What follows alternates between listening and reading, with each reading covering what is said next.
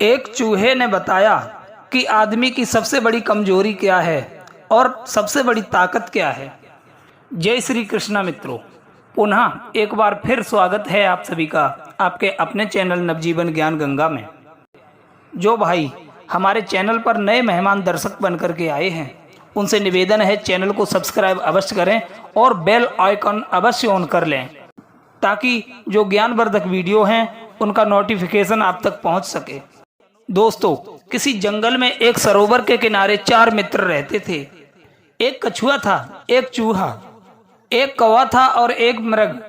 चारों में बहुत ही गहरी मित्रता थी। शाम के समय वो चारों इकट्ठे होकर अपने दुख सुख की, हंसी मजाक की चर्चा किया करते थे। उनका जीवन बड़े ही आनंदमय बीत रहा था। वे हमेशा दुख सुख में एक दूसरे का साथ देते थे। वे चारों थे तो अलग अलग जाति के, पर उनके बीच में प्रेम अपने सगों से भी बढ़कर था। और कहते भी हैं, इस संसार में सबसे सच्चा बंधु वही होता है जो इन 6 अवसरों पर साथ न छोड़ता हो। नंबर 1, किसी उत्सव के समय। नंबर 2, गरीबी लाचारी आ जाने पर। नंबर 3, शत्रु से बैर ठनने पर। नंबर 4, राजा के दरबार में। नंबर 5, मृत्यु के समय शमशान में। नंबर 6, बुरी लत लगने पर आपको उससे निकालने वाला। इन 6 स्थानों पर जो आपका साथ ना छोड़े, उसे ही सगा समझना चाहिए। केवल नाम के सगे तो अनेक होते हैं। मित्रों, एक दिन वो चारों इकट्ठे होकर अपने अपने जीवन की घटनाओं का जिक्र कर रहे थे। कछुए ने चूहे से पूछा, अरे मित्र, मैं आपकी कहानी सुनने के लिए उत्सुक हूँ। आप कहाँ के रहने वाले थे और यहाँ पर कैसे पहुँचे? तब चूहा कहता है, सुनो मित्र, यहाँ से पहले मैं एक सन्यासी के मठ के पास रहता था।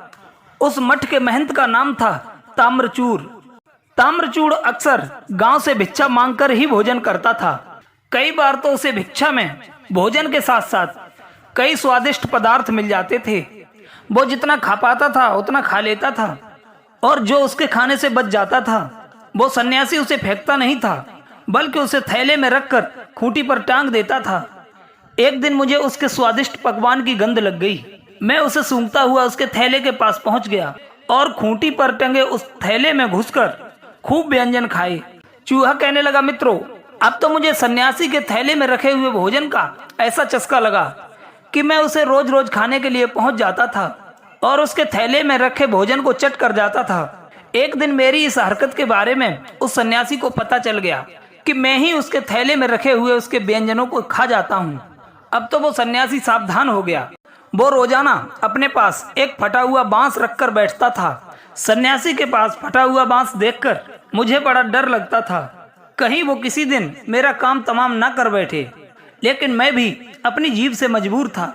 जब तक मैं उसके थैले से जाकर भोजन नहीं कर लेता था, तब तक चैन नहीं पड़ता था। मैं सन्यासी के सोने तक इंतजार करता था। जब वो सो जाता था तो मैं अपने आप को रोक नहीं पाता था और उसके भिक्षा के थैले में रखे भोजन अन्न को मैं खा जाता था। एक दिन मठ के महंत के पास एक उसका मित्र सन्यासी उनसे मिलने आया और उस दिन वो महंत के पास ही ठहर गया। शाम को भोजन करने के बाद रोज की तरह उसने बचे हुए भोजन को थैले में रखकर टांग दिया और उसके बाद दोनों सन्यासी नीचे चटाई बिछाकर उस पर लेटकर कुछ धर्म चर्चा करने लगे। उस दिन सन्यासी के थैले में कुछ ज्यादा ही स्वादिष्ट पकवान रखा हुआ था, इसलिए वो हाथ में फटा हुआ बांस लेकर मुझे डराने के लिए थोड़ी थोड़ी देर में जमीन में मारता था। उसका बार बार लाठी पटकना दूसरे सन्यासी को बिल्कुल भी अच्छा नहीं लग रहा था। वो सोच रहा था कि उसकी बातें महंत जी को अच्छी नहीं लग रही हैं, इसीलिए वो बार बार लाठी पटक रहा है। महंत की इस हरकत को देखकर दूसरे सन्यासी ने अपना अपमान समझा। उससे रहा नहीं गया तो उससे पूछ ही लिया, हे भाई, आप बार बार जमीन में लाठी क्यों पटकते हो? क्या आपको मेरी बातें अच्छी नहीं लगती? अपने दूसरे मित्र सन्यासी की बातें सुनकर मठ का महंत बोला, ना भाई, ऐसी बात नहीं है। मेरा पूरा ध्यान तो आपकी ओर है। मैं फटा हुआ बांस इसलिए जमीन में पटकता हूँ क्योंकि ऊपर खूंटी पर थैला टंगा हुआ है, उसमें मैंने पकवान रख दिए हैं। एक चूहा बड़ा ही बदमाश हो गया है। वो रोजाना आकर उस थैले में से भिक्षा अन्न खा जाता है।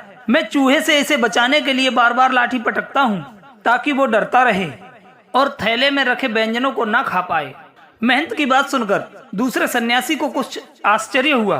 कहने लगा, मित्र, बड़े आश्चर्य की बात है कि चूहा दीवार पर इतने ऊंचे लटके हुए थैले पर चढ़कर भी भोजन खा जाता है।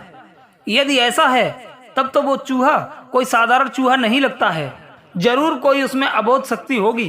अपने साथी सन्यासी की बात सुनकर महंत सोचने लगा, आखिर उस चूहे में इतनी शक्ति कहाँ से आ गई जो दीवार पर इतने ऊपर गड़ी खूंटी तक पहुंच जाता है। तब दूसरे सन्यासी ने दिमाग लगाया और सोच विचार के बाद उस सन्यासी ने कहा, भाई, मुझे लगता है कि चूहे के पास अधिक धन होगा, क्योंकि अधिक धनवान लोग ही ज्यादा शक्तिशाली होते हैं। हो ना हो इस चूहे का बिल किसी खजाने पर होगा। धन की गर्मी के कारण वो इतना उछल कूद रहा है। कहते हैं अधिक धन आने से मनुष्य की अंदर ऊर्जा बढ़ जाती है, धन नष्ट होने पर उत्तेजहीन हो जाता है। राजा लोगों के पास अधिक धन होने के कारण ही वे शक्ति संपन्न रहते हैं, जिसके पास धन नहीं है वो कैसा राजा। इतना कहकर सन्यासी फावड़ा लेकर चूहे के पीछे पीछे चल दिया। जिस दुर्ग में चूहा रहता था, सन्यासी ने उसका बिल खोदना शुरू किया। उसे मेरे बिल में रखा हुआ सारा खजाना मिल चुका था। खजाने को पाकर सन्यासी तो धनवान बन गया, पर मैं अपना सब कुछ खो चुका था। उसी खजाने के बल पर मैं चारों तरफ उछलता कूदता फिरता था। आज मेरा धन मुझसे छिन जाने के कारण मैं शक्तिहीन हो गया था। मेरे पूरे जीवन की कमाई वो सन्यासी खुद ले गया। जिस तरह कोई लुटा हुआ या धन खो जाने के कारण शक्तिहीन हो जाता है, उसी तरह मेरी भी हालत हो गई थी। कहते हैं लोगों में उत्साह का कारण किसी को हराना या ऐंठकर बोलने का बल धन ही होता है। उस दिन के बाद मैंने सन्यासी के थैले पर चढ़कर भोजन करने का प्रयास भी किया, पर मैं उसके थैले तक नहीं पहुंच सका। यह देखकर वो सन्यासी हंसता हुआ मटके महंत से बोला, देखो मित्र, इस चूहे का हाल देखो, धन छिन जाने पर ये कैसे शक्तिहीन हो गया है। अब तुम रोजाना निश्चिंत होकर सो सकते हो। ये चूहा अब तुम्हारा भिक्षा अन्न नहीं खा पाएगा। कहते हैं सब धन से ही बलवान होते हैं। जिसके पास धन है वही पंडित है, वही गुणवान है। जिसके पास धन नहीं है वो गुणवान होकर भी दुर्बल है। जैसे दांतों के बिना सांप, मद के बिना हाथी होता है, उसी प्रकार धन के बिना पुरुष नाम मात्र का ही पुरुष रह जाता है। जिस तरह गर्मी में नदियों का जल सूख जाता है, उसी तरह धन के बिना मनुष्य की सारी क्रियाएं नष्ट हो जाती हैं। कहते हैं गरीब आदमी यदि गुणवान हो तो भी वो शोभा नहीं देता। जिस तरह सूर्य प्राणियों को प्रकाश देता है, उसी तरह लक्ष्मी गुणों को प्रकाशित करती है।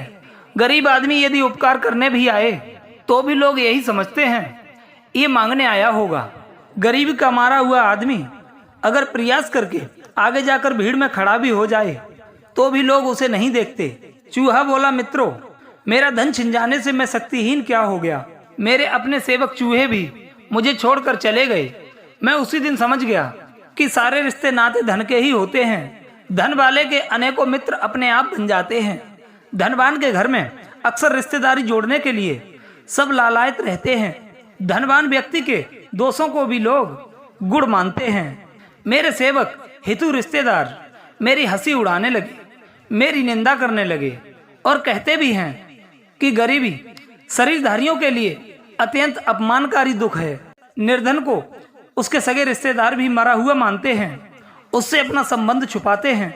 चूहा बोला, मित्रों, दूसरों के सहारे जीवन निर्वाह करने से अच्छा है कि मैं या तो फिर से धनवान बन जाऊं या सन्यासी बनकर वन में चला जाऊं।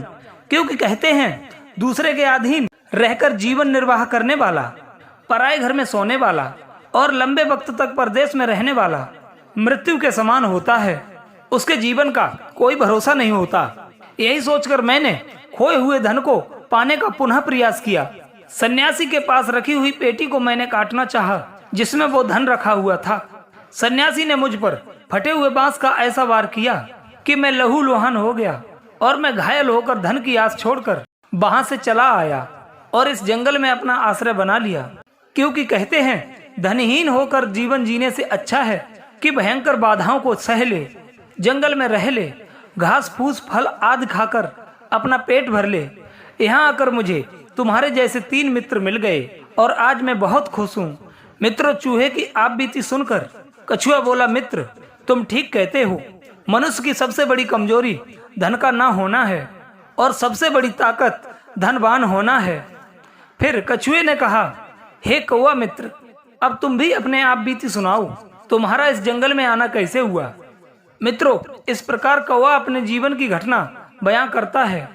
यह प्रसंग आपको अगली वीडियो में सुनने को मिलेगा। तो मित्रों, मिलते हैं अगली नई वीडियो में नई चर्चा के साथ। आप सभी का बहुत बहुत धन्यवाद। जय श्री कृष्ण।